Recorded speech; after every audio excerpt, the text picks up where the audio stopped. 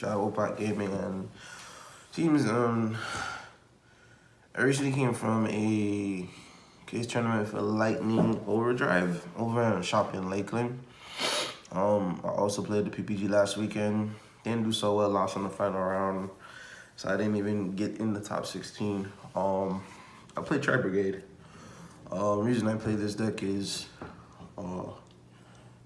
I feel like it has a high ceiling as far as, it's not really a mid-range deck, but the fact that 3 of with Beast Wars and things of that nature, and you can play a high number of hand traps is really essential. I went to PPG, I really just put down the deck and found out there was a case tournament coming up the day of, and I put the deck back together. But I took it from a different approach compared to what I play at the PPG.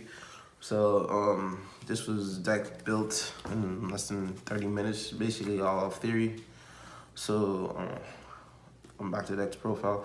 So I want to play a high number of hand traps. I played 2 Effect Veiler, 2 Ghost Spell, 3 Ashcraft Generic, 3 Skullmeister, and 3 Imperm. Altogether, I think about 13 hand traps in the main deck. Reason I play this many is because Skullmaster is really good against Dreadtron. Ash is very good generically. Ghost Bell is good against the mirror match, which I did play in the finals. I got second. Effect Veiler is more than once per turn, and called by the gears a sick 1-of, and this is very good. So moving forward, I probably might just play another hand trap to make it 14. Not too sure yet. 3 Rescue Cat. I was playing 2 of the PPG, and initially I went back to 2. Playing 3 Rescue Cat, I opened up multiple times. I opened up like 3 copies, and it was just ridiculous. So I would rather just play 2 copies. It's whatever. I'm not playing Gamma in this list because I don't have power on Pot of Prosperity. And I think Desires is very awful for a deck of this magnitude. That's just my personal preference. The Tri-Brigade list, actually, it's 2 Karas. I might point this up to 3. Sometimes the 3rd Karas might come up. That's just my preference. 3 Nerval, 3 Kid, and 3 Fractal. Standard cut list. Like I said, my 1 Karas up to 3. 3 Tanky. It stretches out your Fractal, which is insane. 1 card does everything you need it to do. But also, I played the Ancient Warrior package. This is literally like a very, very solid engine with Song Moon. Song Moon lets you send a card from your hand or field to the graveyard, and you add another Ancient Warrior, so you can switch out Zhong Kong. Zhong Kong, when he's added to the hand, he special summons the effect of Ancient Warrior from monster. And Guang Yang is a very, this card is insane. When you link summon off a double dragon, you can search your deck for any Ancient Warrior monster, but he's a Cyber Dragon. And also, if your opponent controls more monsters than you do, you can pop 1 card in the field. You can still attack with him. He's 2,500, so if your opponent has like an Alpaloose or anything on the field, you can just special summon him for free. And if you have a hand trap, or they try to activate their Revolt, you already have this on the field to deal with anything problematic. So 2,500 Cyber Dragon is really crazy, especially like you can hold in your hand, and if your opponent wipes your field, you can just summon him and it's good. Zhong Kong is whatever. You can put him back through Fair Jet and Rare Bloom. And sometimes I could literally just side out 1 copy of him when I'm siding out. So this is a perfect ratio. I wouldn't play anymore. But the Ancient Warrior package was really good. I was glad the PPG. Yeah, Call by the Grave, 39 cards, and Outside Goblin, and these are powerful 1-of, which I wouldn't change. This is like one of the cards I would play. I would definitely play Power Prosperity in this deck, but I'm not rich, so. And these are traps. I play 3 Revolt and 1 Imperial Order. Like I said, I built this deck in less than 30 minutes, and this is all based on theory. So playing Revolt at 3 was I wanted to see it more often because Prosperity is really good in this deck, but since I don't own it, I want to see this card moving forward. I'll probably cut this to the other 2.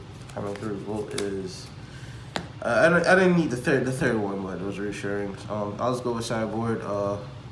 I played 2 Nibiru because there's a combo. Combo's really thing, and then in the late game scenario, or main game scenario, or first turn scenario, this card shines well against a mirror match. However, I decided triple Phantasme. Phantasme was really good, especially against a solid guy. I lost in the switch rounds, and then I beat him in Top Cut. This card is really good. It got me in the bureau and things of that nature.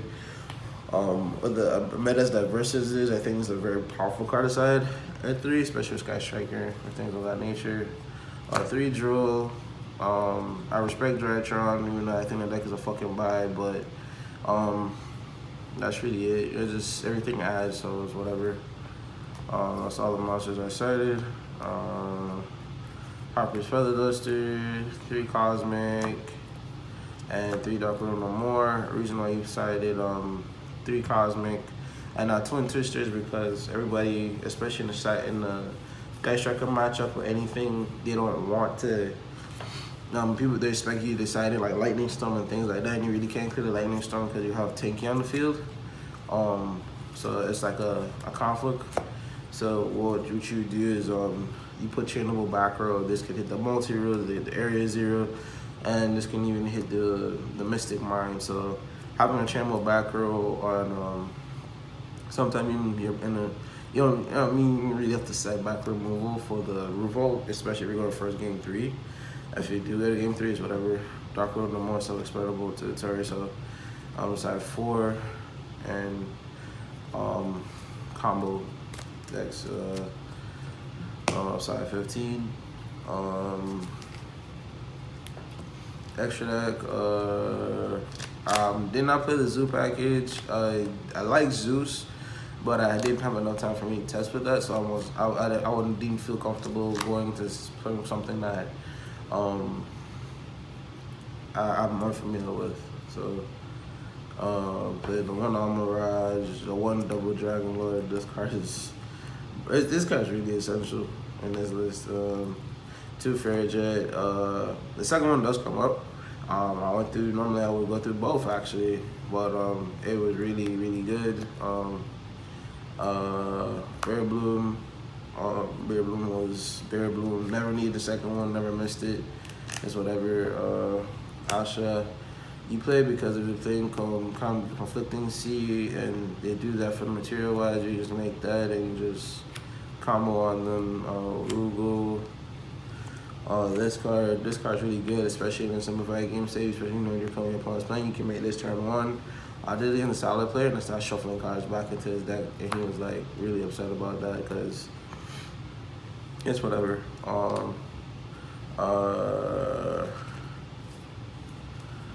And then you play on access code. This card is broken. 2 Omen. The third one did come up once, but that doesn't qualify for me to just like go and pick up a third one. Appaloosa, you have that most common play with Appaloosa and Revolt, which is like a high 90% trustworthy. And since I didn't play the Zoo package, I played these. This is good against any graveyard reliant deck. Back row, because I didn't mean deck any back row removal, and with the Ancient Warriors, I could generically make this, and this is a skill dream if against one of those Beast Warriors. So that's what I can say that it was whatever.